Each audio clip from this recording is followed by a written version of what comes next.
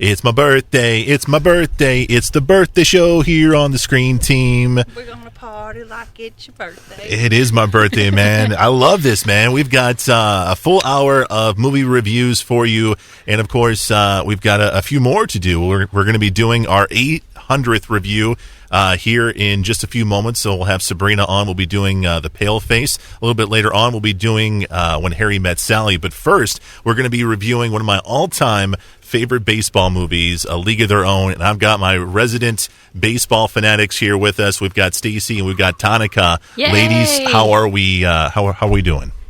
Doing wonderful. Great. It's a little warm in here, though. I mean, that's baseball, though. It's baseball I'm weather. not going to complain. Hey, there's no crying in baseball. That's right. Yeah. There's lots of sweating in baseball, though. There is a lot of sweating in baseball. This is one of my all-time favorite baseball movies, and I love it for many, many reasons. I don't know if I'll hit all those reasons, but I guess one of the first reasons I love this movie is the time period that this happened. I love the 1940s. You know, whether it's a TV show, if it's a movie, if it's set in the 1940s, I'm going to have an interest with it. Right. And so that's one thing off the books right there. Another thing that I like is I love baseball. I love baseball. I love history, and of course, this one is just oozing with baseball and history because this is based on, you know, a real league, real people, and I just found this movie fascinating from the very beginning. We saw it in theaters when it came out, and I fell in. You must have been like a toddler. No, man. This came out in '92. I was 12. That's the year I graduated high school. I was 12, yo. So all in all, it's a great movie. I love it, and I wanted to kind of remind our listeners about this film, and I wanted you guys to do the same. So first off, A League of Their Own. Do you guys, Stacy, are you a fan of this movie? Heck yeah. Girls playing baseball, taking over the man's league? What are you talking about? Yeah. Getting the job done. Before you had seen this movie, did you know there was a girls' league? Because I didn't. I didn't know. Yeah. And that's what I love about movies. Even though sometimes movies have, you know, they take liberties with history and stuff like that, it's there to kind of help us recognize what has happened in history. Even though sometimes they might, you know, stretch the truth a little bit. Yeah. It's there to get us at least talking about this subject. So that's what I love about movies. That's what I love about movies, you know, taking on history and stuff like that. So, Tanika, did you see this in theaters? I don't think I saw it in theaters. I think when it came out later is when I saw it. Because I used to own it on VHS. So I did too. Yeah. I did too. So are you a fan of this Oh, film? absolutely. Yeah, it's one of my favorites. It's got so many great actors in it. You got like Tom Hanks as the manager, and he starts off as a former ball player who has a little too much to drink. Yeah. You know, you got Gina Davis in it, and you got Madonna. Who would have thought Madonna could pull off this role? But she did. You know, she did such a great job. Do you guys have any favorite scenes from the film, Stacy? It's hard to pick just one. I mean, I don't know. I can't pick There's one. so many, especially when they the bus trips, you know, and the time on the bus, and then the conversations that they had, like Gina Davis and Tom Hanks, the conversations that they had on the bus. You know, it sounded like it led to something, but you know, you weren't sure. And I kind of liked when they sort of threw you for a loop when Madonna taught the girl how to read.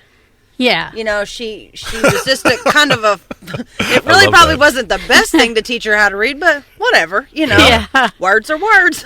That's right. Man, that's right. Madonna's not going to be reading, you know, Here Comes Peter Cottontail. That's not what she's going to pick up. But, well, a lot of the tricks they actually did. You know, Rosie O'Donnell did her tricks with the 2 balls that she threw. Oh, she actually learned how to do that. And then Gina Davis, her double was supposed to catch the ball behind her.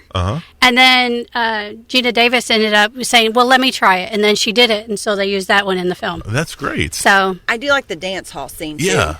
Where they're dancing a lot. That was a good one. Yeah. I love swing music, and I love the whole dance routine. That was a great great poor scene. old Madonna, she her real life person didn't leave a very good impression in one town, and she was banned from going there for a long time. She made them so mad. It was like in Indiana or something, and they were not happy with her. They didn't care if she ever came back. Oh my goodness. Yeah.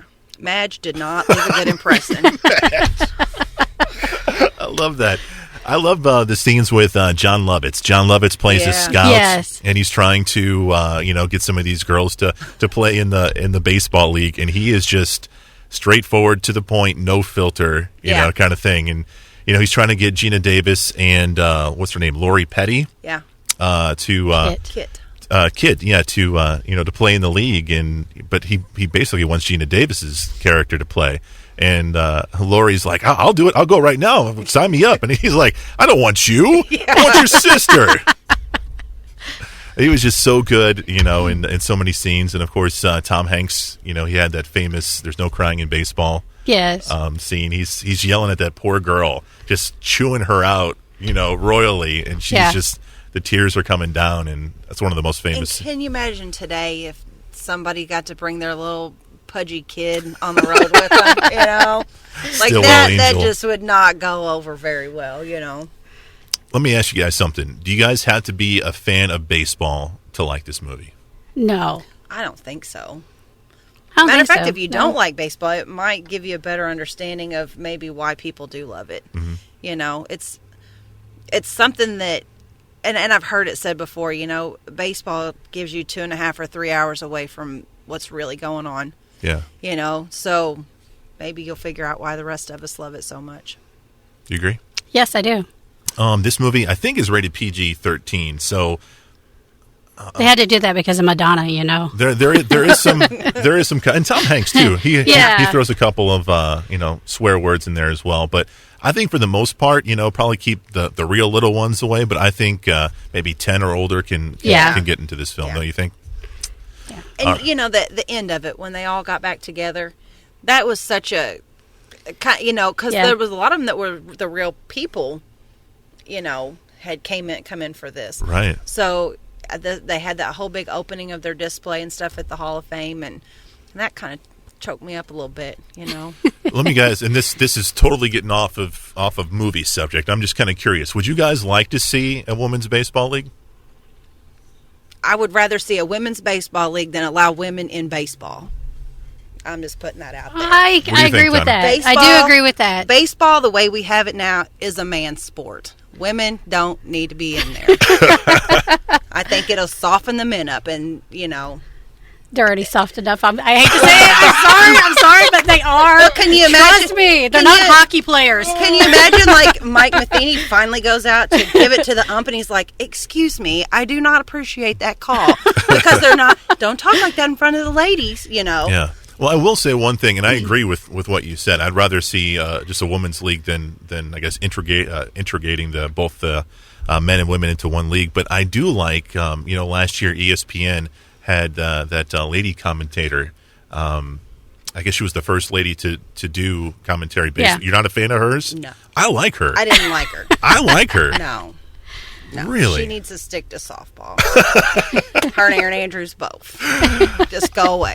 I like her. I'm throwing that out there, man. I feel like she was kind of trying too hard. Mm-hmm. You know, you got John Kruk and Oral Hershiser, you know, whatever, and they know what they're talking about. Yeah. They lived it. She's like scrolling on her phone. That's kind of how I felt like, oh, yeah, and this, you know, you haven't brought this up, guys, but I know this. Right. Yeah, she's trying too hard. Well, she's going to be on. She's on again this year, so I think once she gets, you know, more used to it, more comfortable. Like me and Tanika give us our own booth.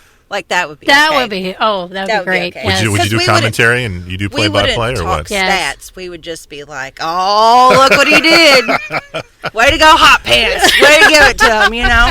You know, I'd watch that. I think everybody would watch that, and John Kruk would be out of a job. Guys, thank you so much for being on this, man. I love this movie, and I was glad to share it with you guys. So thanks for being on the old birthday show. Coming up next, we're going to be reviewing our 800th movie. Ooh. I'm excited about it. It's an old Bob Hope film, one of my all-time favorites. It's called The Pale Face. We'll do that next on KWOC.